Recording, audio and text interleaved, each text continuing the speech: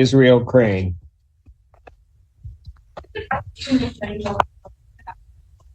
We're ready in this matter. Lauren Brown, Deputy Chief Public Defender, appearing with and on behalf of Mr. Israel Crane. Mr. Crane, state your name for the record. Israel Crane. Thank you. Your Honor, today is the date and time set for the probable cause conference. We are respectfully requesting that this matter be set for preliminary examination. Discovery is all complete. To the best of our knowledge, Your Honor. All right. People would have their witnesses available the 25th. Preliminary examination in person, June 25th, 2024, 9 a.m. That is before Judge Washington. Your Honor, I do just have one thing I would like to address with the court. Yes. So Mr. Crane was in Michigan because he requested to be supervised while being out for his conviction for armed robbery and FA out of Virginia. Agent Bennett, who I believe is supervising his release here in Michigan, notified our office this morning that he believes that the defendant is having contact with the victim through his mother. I do want to note that I was not able to find any jail calls to the victim directly from Mr. Crane, but I am concerned based off of the need that Agent Bennett felt the need to notify us of this. I have not had an opportunity to have a discussion with Agent Bennett with regard to this allegation or what the basis for it is, but I am concerned.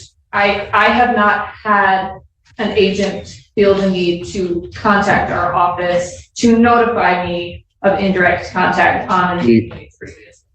Okay, but are there then phone calls that would even remotely substantiate that, like phone calls to his mother? Yes.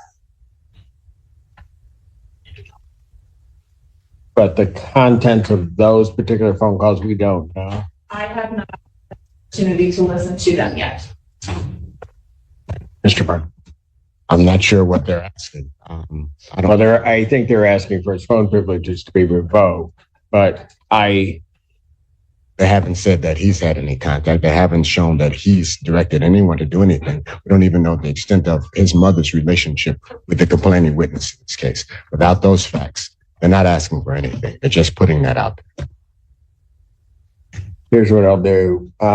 Is somebody going to be able to listen to those calls to indicate? I mean, it's one thing if he's contacting his mother and his mother is then reaching out in some way, whatever, as opposed to him attempting to try to send messages through his mother. There's going to be a difference. So I'm reluctant to do anything until such time as there's some indication that that's what's happening in terms of a third party contact.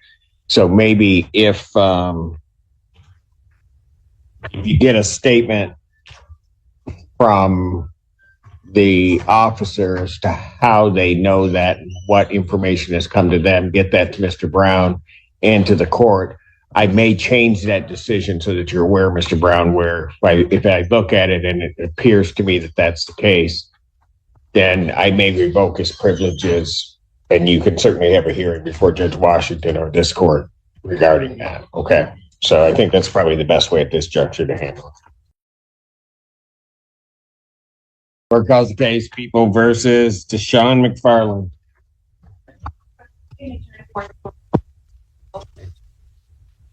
Good morning, Your Honor. Sam Bernstein on behalf of Mr. McFarland.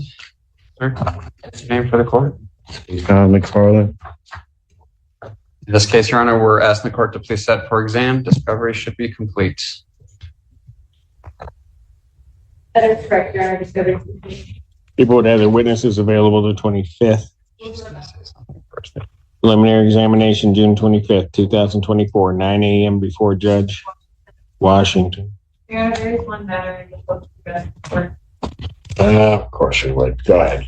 Your Honor, I do want to note that there have been no calls directly to the victim. However, I do have notes that, and I did notify Mr. Bernstein of this, as well as request to have the jail calls released to him, that the defendant has been talking to his grandmother and informing and instructing her to contact the victim about dropping the PPO. I'm extremely concerned. This is not an isolated phone call, but it seems to be repetitive and continuous and come up in multiple conversations. As a result, I also want to follow up and say that it does appear that the victim was contacted by the grandmother, according to later conversations, and that she said she would not be dropping the PPO. She wants to keep it in place for a year and see how he does. But at this point, it's not just a request for indirect contact, it is successful indirect contact. I would be requesting for his phone for this to be. Well, it certainly hurts the bond argument that I was planning on making today, Your Honor. I don't have a response. Let me give that. Well, I'll just say this. I'm a bit concerned that the contact was made. And that the contact that's made is of a nature that is obstructive. It wasn't just, hi, how you doing? That concerns me. So two things are going to happen here. Defendant's phone privileges are hereby ordered revoked. Defendant's bond is also increased to $200,000 cash surety. You gotta stop. I'm sorry. I can't say this.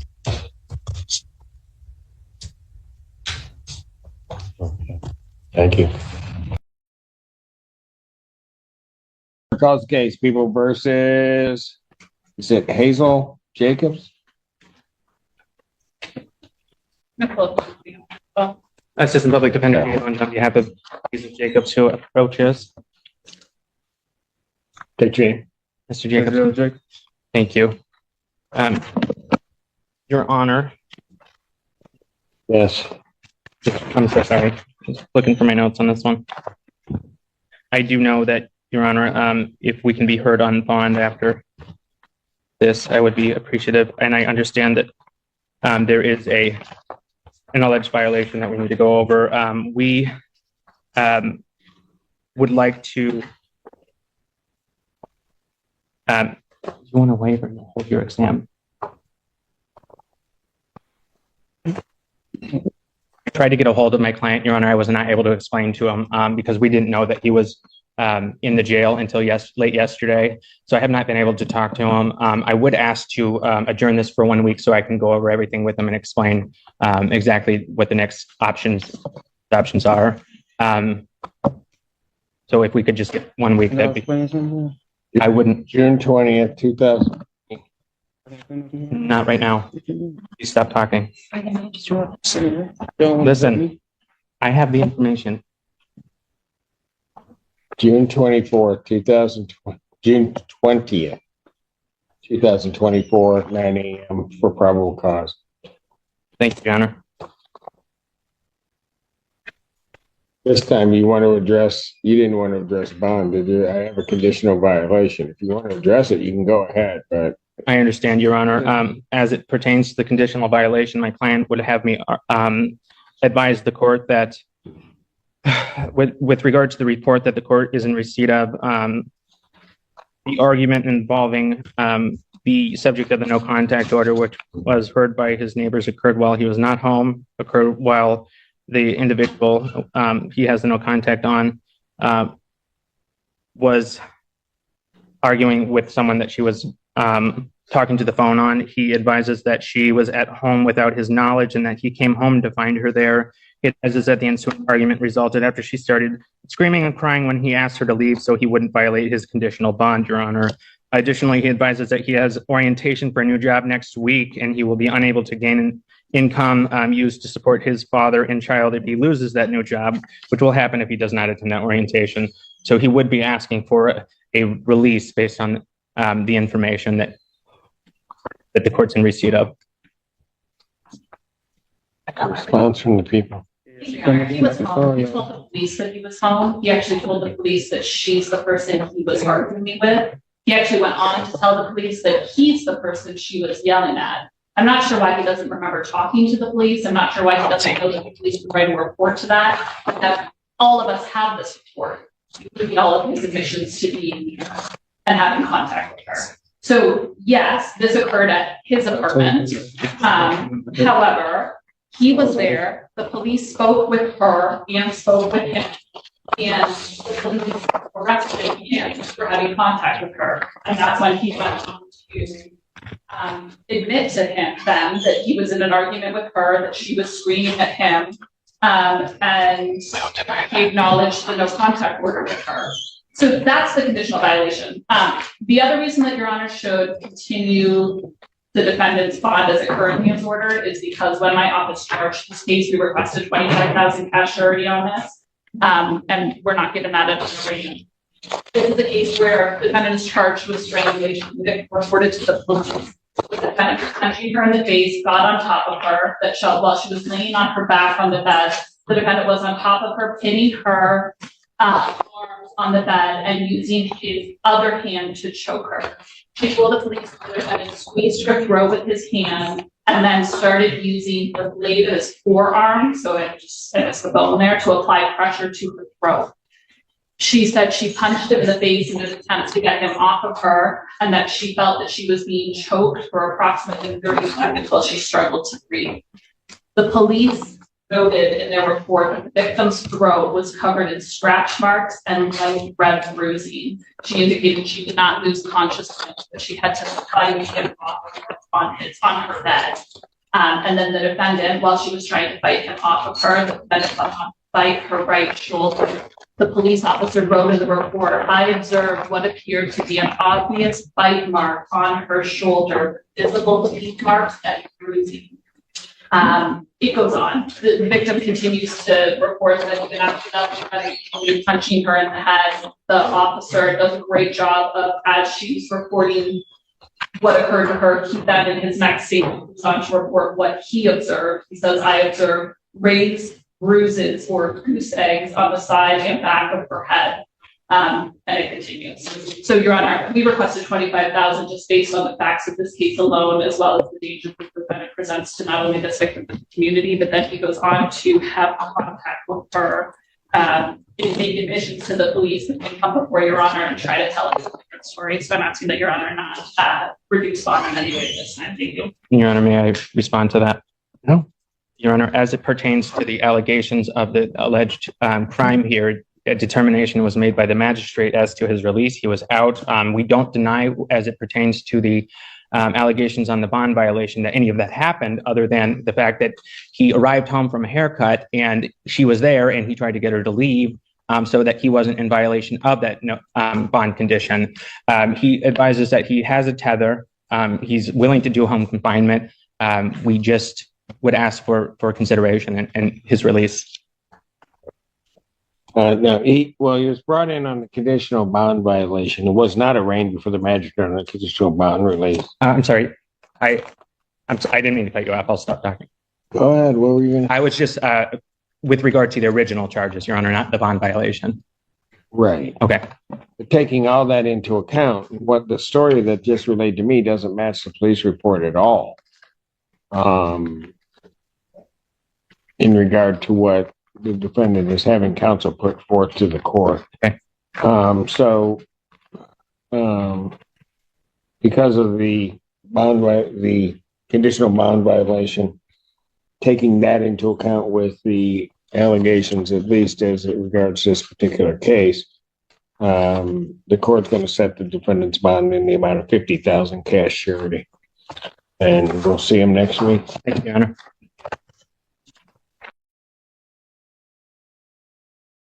Versus Omar Anderson. Good morning, Sylvana Reed, Assistant Public Defender with and on behalf of Mr. Anderson, who is approaching. Could you state your name for the record? Omar Anderson. Thank you. Your Honor, I was just informed last night that there are some jail calls that were delivered to my inbox after the beginning of this docket today. So I would like to ask for an adjournment so that we can listen to those and decide on how to proceed from there. Go ahead. What? That is correct, Your Honor. He was arraigned on May 31st, and between May 31st and prior to his release on June 3rd, including on June 3rd, he made 8 calls to the victim. I do want to note that the underlying allegations here is that he had a valid and served PPO protecting the victim. At that time, he came out and threw a brick through the back windshield of her car, which damaged the front windshield of her car as well, and then fled the scene. Since the calls from the victim, to the victim from when he was in custody, she has since filed to terminate the PPO, and he has been out. I'm extremely concerned that I just want to make sure I'm clear. There was a PPO. Correct. He is lodged at the jail at some point. Correct. From the jail, there are calls being made. Correct. After his arraignment. Go ahead. I am extremely concerned at the potential for undue influence on the defendant's part over the victim in this case.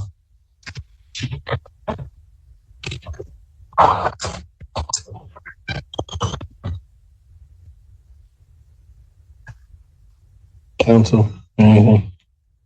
Your Honor, as I have not had a chance to review any of the information, I just know that there were calls. Again, I would ask for an But how many calls between the time that he's incarcerated and arraigned and released? How many calls? 8.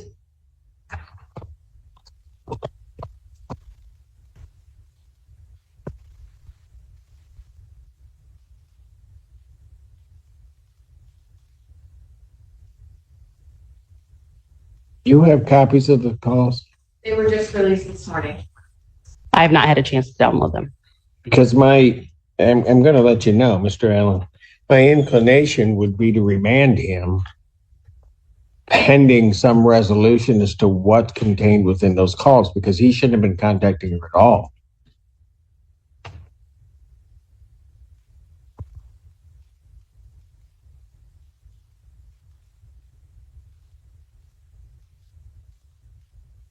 Yeah, the defendant's bond at this point will be revoked, because I think that his bond, there would have been differences. I need to figure out what's in these calls. And here's the reason, Ms. Reed, I want to figure that out.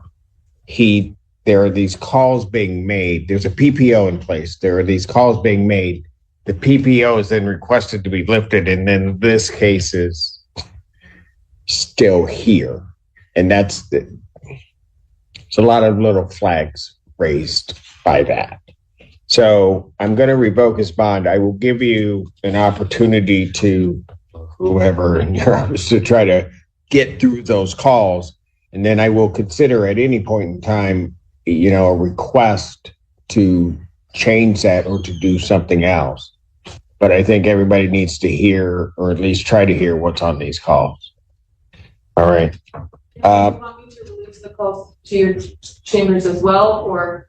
Why don't you? Because that would then speed up the process if Ms. Reed has something that's in the calls or something that she wants to say why or whatever, or the people for that matter. I don't have to then try to reach out and get them. So yeah, why don't we do that? You wanted this adjourned, correct? That is correct. All right, since I'm remanding him, I'm going to put it out just 1 week to the 20th. Thank you. So probable cause will be adjourned to June 20th, 2024, 9 a.m. or if your invite indicates bond is revoked at this point. Defendant's remanded. I don't think the call's right. Can you get the keys tomorrow? Keys in. Which is right. Revoked is back. Additional vote.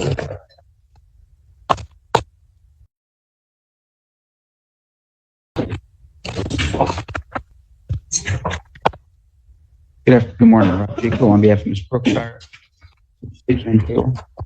Marie Brookshire. Judge, today's PCC, we're asking this matter for a preliminary exam.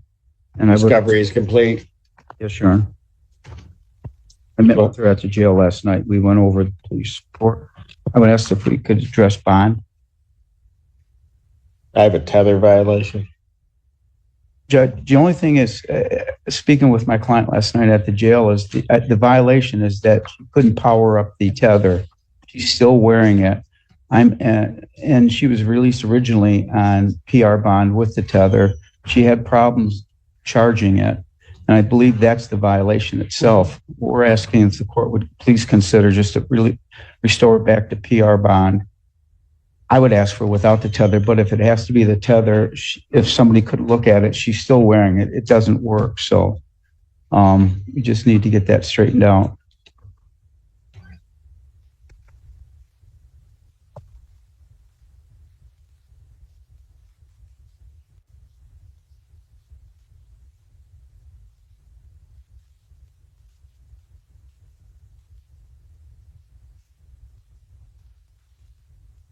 For my client, the tether was acting up when she was brought into the jail. So, I don't. Okay. I just think the tether people have to either come and adjust it or get a new tether, or hopefully without a tether. Did she contact the company when the alarm was going off? Your Honor, I did, but my problem was I couldn't see very well because my contacts, and I accidentally typed in 8100 instead of 8160, and I had my dad looked at it, and we both double checked. And he couldn't see it. He put the wrong one. But I did leave 2 messages for Brian Levitt. He told me to charge it for 20 minutes. We agreed on 20. I did 35. I called him after to see what my percentage was. I left him a message. And when it was going off, I called him again, left a message. When it was going off, me and my dad both attempted to call. And my phone was dead, so I couldn't get his number. But I don't have any of that information regarding any call to community correction or anything along those lines. So I had the opportunity to read the community corrections violation report that I believe Your Honor has as well. And that's not what's reflected in community corrections violation. Hang on. I have the sheriff's office report. I have a bond violation of community correction. I do not have that. Which I don't have. I don't know what it says, Your Honor, but I'm just asking if the court would please consider a lot. Well, I got to figure out.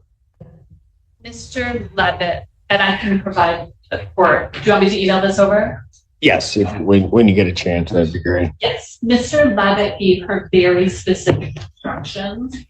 She was advised to charge it immediately after leaving community corrections, and she was told to, I'm still speaking, she was told to charge it for 2 hours. Mr. Levitt is the person that had to make contact with her while he was he got an alert that the device had low battery. He attempted to contact her on the number that she provided him. That was unsuccessful. He started sending alarms and sirens repeatedly to the device. Finally, the defendant, finally, I should say, is, I'm really bad at math, 6 hours later, the defendant calls from a different phone number. He goes over the instructions with her again and says, I instructed them to charge it for 2 hours. She said she could not charge it for 2 hours. I told her it was her responsibility to keep the device charged and that it was critically low, and that, if it gets critically low, dispatch will be contacted. They acknowledged this when the phone call ended. They then only charged it for 35 minutes. So she was given very clear directions on what to do. That was from June 10th, the first time it being low at 1 a.m. Then June 10th, 7:47 p.m., we received another. This courtroom hearing took a shocking turn when the judge discovered that the defendant's explanation did not match the police report. The defendant was accused of violating a no-contact order after an alleged confrontation with the victim. His attorney argued that he had simply returned home and found the woman there, claiming he tried to make her leave. But prosecutors presented a very different picture. According to the police report, the defendant admitted he had been involved in the argument and acknowledged the no-contact order. The judge immediately pointed out the major problem. The story being presented in court did not match what was documented by police. With the alleged bond violation and the serious underlying accusations taken into consideration, the judge made a decisive move. The The defendant's bond was increased to $50,000 cash, and the case was set to continue the following week. What happened next shows just how quickly a courtroom can change when the evidence tells a different story.